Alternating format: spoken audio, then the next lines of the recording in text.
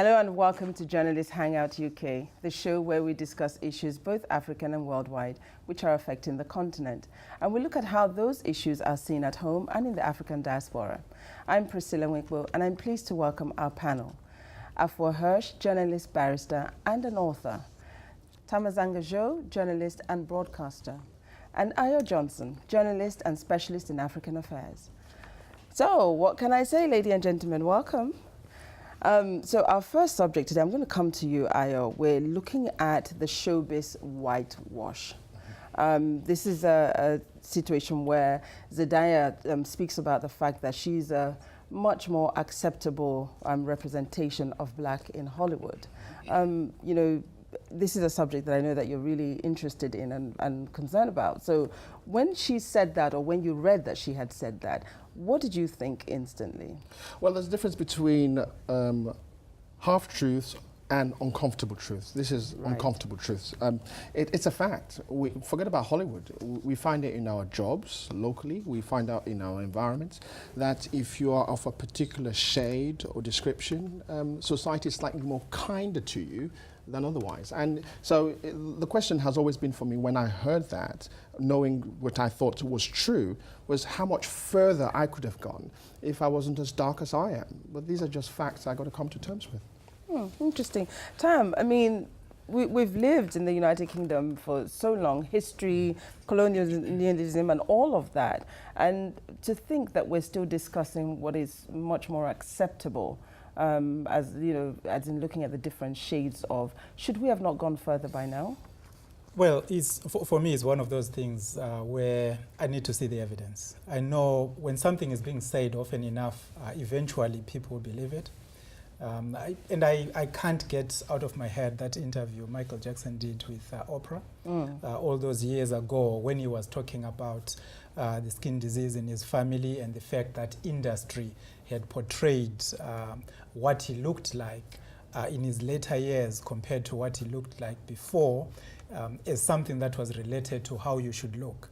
And of course, we remember how Mariah Carey was presented to the world during her earlier years as a musician. And also, if you come to the African context, not just in media or in Hollywood or any other area, but in politics, there is a storm going on in Zimbabwe at the moment about one of the vice presidents, General Chiwenga.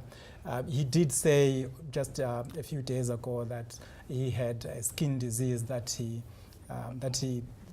hit him during the course of the transition when he was actually leading the country. Yet people in the opposition were blaming him for bleaching his skin. So it's not just Hollywood, it's across society, but it is about, is this really what it is, or it's a perception people have? This, for you, Afua, you're blessed with both the white as well as the African race. But do you find that you're more acceptable to somebody like myself, for instance? Have you ever been faced with that situation? The reason there's no evidence, Tam, is because nobody's done the research. You know, I've written a book about this. I've written a book about the way race manifests in Britain. There is no data about the preferential treatment of lighter-skinned people. No one's done the work. So we know this anecdotally, but it is hard to prove. But you just look at images in the media, look at adverts for washing machines or cars or bank accounts, you see this image of this mixed race woman with curly hair and freckles. It is the kind of marketable, acceptable face of black people wanting to tick the box that they've shown a diverse image. But they don't show a dark-skinned woman with natural hair. You know, they show somebody who is closer to European beauty ideals. And I think it is very important for someone like me who has benefited from that to call it out and say that this is happening. And you know, this isn't a coincidence. This is by design. You know, race was created to keep black people oppressed and also to divide black people among themselves. And so we're all still living out the results of an ideology that was created for this specific reason, to keep us down, to keep us divided. And you can't overcome that by pretending it's not there. You do have to expose it and talk about it. Yeah, but okay, I was going to come to you, Tam, because you know you were asking for evidence, but when let's go back to Hollywood and when we look at the US and we look at the entertainment industry across it, especially the musicians, today is the Rihannas, is the Beyoncés, is the Nicki Minaj, who are much lighter in skin, that are grabbing the headlines, as opposed to our Dionne Warwick and you know all of those before them who struggled to make it because they had Anita Baker, great voices, but they didn't, experience the kind of... Well, but then evidence would also point to the fact that Lauryn Hill is probably one of the greatest female artists you can think about before you even think about the Does she Rihannas have the same that success as a Beyonce? Beyond. For instance. Lauryn Hill is way beyond that. But by whose standards? She hasn't sold more records than Beyonce, but she is one of the greatest selling female solo artists of all time. Yeah. So for me, the reason why I was talking about evidence, I remember in the modeling years in the 90s, you had to be a certain kind of black.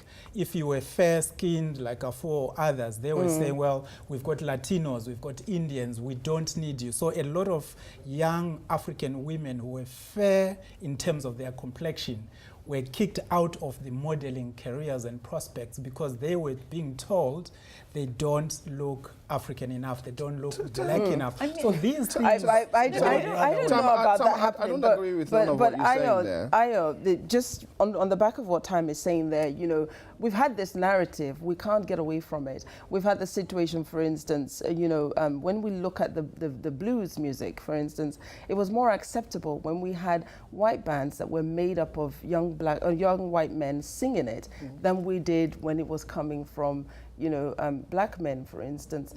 So that age-old narrative is still running through till today. Are we any closer, do you think, to changing this? Well, no.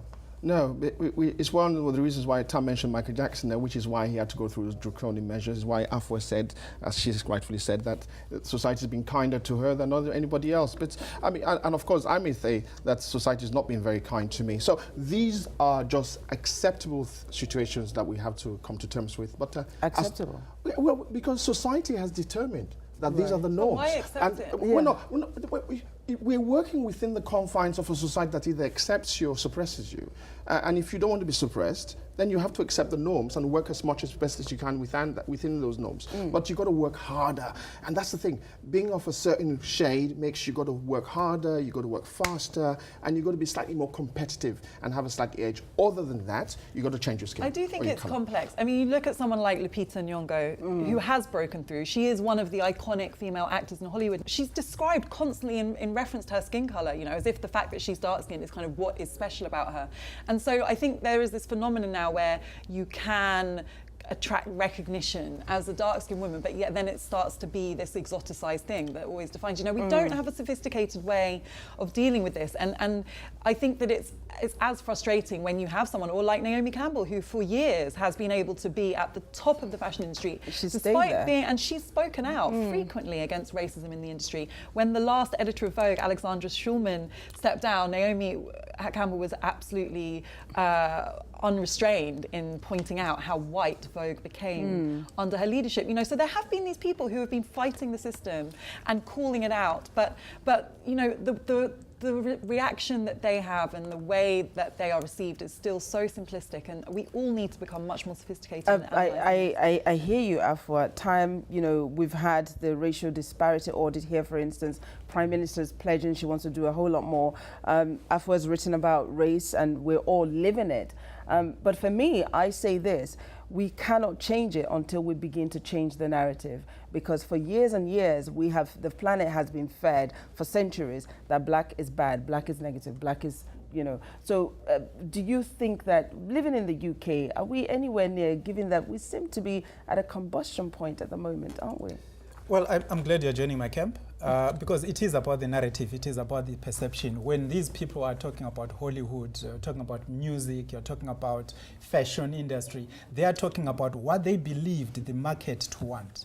So they are saying, well, what their decisions are, they are being based on what they believe the market would want. So what Black Panther did was to disprove some of those myths, to say, you don't need a movie, a science fiction that portrays a white image. Even Africans, even black people can sell. So what you are likely to have is you need breakthrough stories.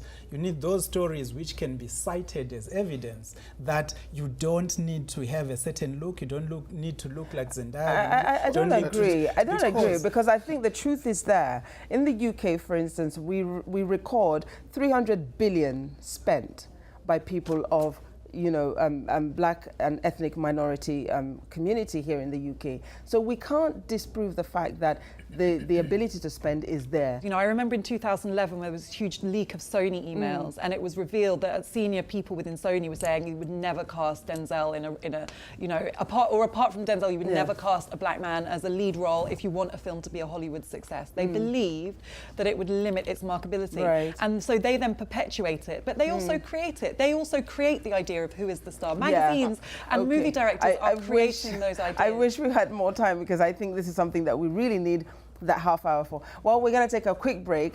We have plenty more to discuss, so please join us in a few moments.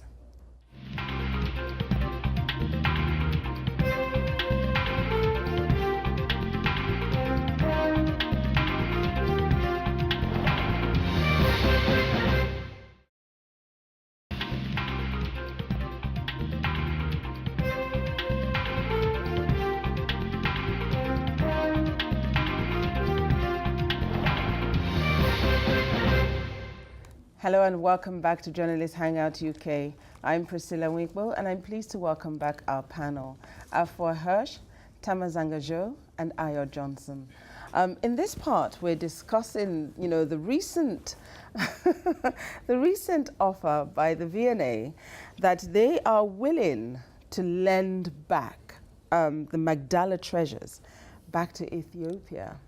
Afua, I'm going to come to you first because, I don't know about you, but when I read the word lend, I thought, how kind. Do you know, there are two things for me. There's both the act itself, the question of whether these items are going to be returned, whether temporarily or permanently, and then there's also the language and the attitude behind it. In the case of the actual items themselves, I don't think anyone can dispute they belong on the African continent. That's where they were from. They were stolen. They were taken. In the case of the Benin Bronzes, it was not kind of collateral. It was the result of a punitive raid specifically designed to extract revenge and destroy the heritage and the cultural centre of Benin, Benin City. So these were taken. There is no question about the illegitimacy of them having been taken. Now there is talk of returning not just these Ethiopian artifacts, but more the African continent. But the attitude behind it seems to be this one of doing you a favour. That these museums, not just in the UK, Berlin, the Anthropological Museum in Berlin has more Benin Bronzes than anywhere else. Yeah. And it's almost as if we're going to do this nice thing for you because it's the right thing to do. I don't understand. It should be a question of right and of justice and of legitimacy and nothing else. I hear you, and Tam, Afua has just mentioned there's been lots of talk about the Benin Bronze. There's no denial that, yes, we did take these during the invasion, but then, we want to lend it back. Should it be lent back, or should it not just be given back? I think the starting point is where you were. You are saying they admitted that they took. Yes. They didn't take. This was looting. This was taking things at gunpoint. People died. People were killed. Yes, so you as these were actually being looted. So this is a loot. This was not. I think that if we begin there. So it should be sent back with an apology, or? I'm disappointed mainly by UNESCO, because you have to go back to the United Nations and say, what are the values? These things were looted. And you're talking about people's identity, people's cultures. Of course, I know Dr. Tristram Hunt. When he was teaching at a university in London, I've known him for years. He became a Labour MP and then decided to go and run the museum. You would be more reasonable than this. You can't say, well, for the sake of art, we want these things to stay in London. What about, because it might not be the value that you want these things to have. You go back to the Greek marbles and other things, the Zimbabwe bed, it just doesn't matter what it is. There are even some people who were assassinated in Africa during the colonial era. Their body parts, their heads, they are actually in London in some museums. And you then can't say, well, we will loan you back these things so people can come. It just doesn't make sense. And somebody at some point need to put an end to this and let Africa have what belongs to Africa. Okay, but Ayo, we had this conversation last August, and during that conversation, you had mentioned that Britain should pay reparation back to Africa. Are you still of the same view, or is it more of a case of just send it back? Because we have no issues giving back when we speak of the German artifacts that were taken from the Jews, the Jewish artifacts that were taken, but we can give all of those back with ease. But with Africa, we're loaning. I think this is a classic example of the judge, the jury, and the thief all in one bag. Really, it's silly, it's stupid, and it's wrong. I mean, the artifact should not be here to start with, and more so, they should not be lending it back. And if it's loaned back, it should stay there. What about the case of you can't take care of it as well as we can? Well, that notion is, I mean, some countries are already building the facilities, they're stepping up their security systems, and in fact, why do they even need to do that? Hang on a second, if you take it back and it gets stolen, it gets damaged, at least it was ours. So at least it's on our terms. So I see nothing wrong with that. And besides, the money bits, we should pay. I mean, Britain and all the European countries must pay reparation for the damage done, the theft of our artifacts, and the fact that they continue to earn money at our expense. Can you imagine? I've got to go and pay to see these artifacts when I should be visiting them free. I should have a free pass. Right. I mean, Afua, coming to you, we know that the French president recently said it should be given back. Do you think he's serious? I think that there is a growing understanding that you cannot logically maintain a position that says that there is no legitimate claim for these to be returned to their rightful home. And, it's so patronising. I mean, we hear this thing, it's better for the world's kind of ability to appreciate them if they're in London rather than in Nigeria or in Ghana or in Zimbabwe or in Egypt. Egypt's also trying to recover many of its artefacts from around the world. The thing about owning something is that you have the right to do what you want with it. If, whether or not you take good care of it, it's yours. Yeah. And it was yours before they came and stole it. I think, I want to convey the psychosis that's going on in the mindsets of people in Britain, because I have been somebody who's been talking about British history. So, for example, statues like Nelson's Column. God forbid you suggest removing any statues from Britain. People say in their thousands, how dare you destroy our history?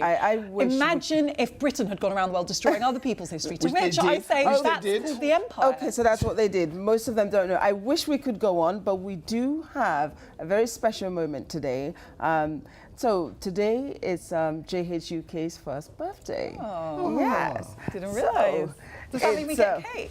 It's a happy birthday moment. Oh, we'd actually do happy birthday! So I'm gonna leave. Happy birthday to us. And of course, Juliana hosted the first JH UK. And our Lanray, in spite of... Lanray, please take a seat. There's space for me? There's space for you. Hello, we've gate crashed. Wow. So this is good. The show is a year old, and we've had some very interesting guests come through. Not only have we bonded ourselves as the original crew and our additions, but of course we've also had Miss Nigeria join us. We've had Samson Soboye, DJ Abbas, who is a very prominent music figure here. We've had Steve Ayorinde. He was a commissioner in Lagos. He still is commissioner for tourism at present. We've had interview with Lai Mohammed, who is also the current Minister of Information in Nigeria. Skype interviews with journalists in Nigeria. And of course, there's all the new regulars that we've had. Is that all? Part of the show. But there's so much more. No, for me, yes.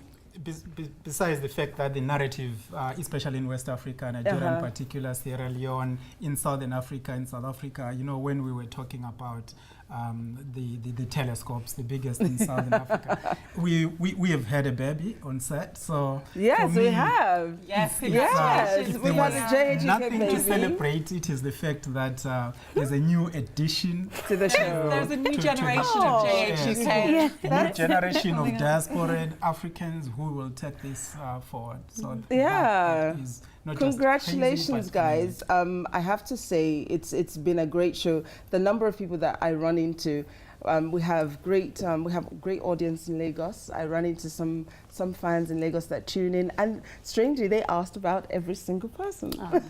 Yes, they did. I don't know. I mean, for you, Lanre, how has it been? Time has flown by. That's all I can say. I agree. I'm glad we're still here. Looking forward to many more years, you know. And for you, how has it been, Afua? I know you've been extremely busy. It's been a great journey. You know, you're all my part of my family now. And you know, to be serious for a moment, there are not very many spaces where you can actually talk about what's happening on the African continent or about world news from a diaspora perspective. And from the feedback I get, people value so much that this space is being created, and I think that we need more of this. Yeah, Ayo, very quickly. Well, it's good to be here. It's good that we've lasted, and it's good that we're celebrating another year. So we have many more to come. Juliana, as our very first host, will you please be kind enough to blow out our candle? Okay, sure. Yeah. Here's to another year of JH UK. Hip, hip, hip, hooray! Very good. Well, to us, well, what can I say? Happy birthday, happy first birthday, and congratulations to us and to every single one of you for all your wonderful and kind contributions and all the hard work that you do. A year ago, you sat in this chair and you hosted the very first JH UK. Well, you know, off the top of my head, I don't even think that there is a platform like this for black media commentators on British television. And may long live JH UK, and may we grow to do a whole lot more. Everybody is so busy on this set, by the way. I don't know how they make the time to be here on a Friday, but they make it happen. So well done, guys. Well, don't forget to follow us at RealJHUK on Facebook, Twitter, and Instagram.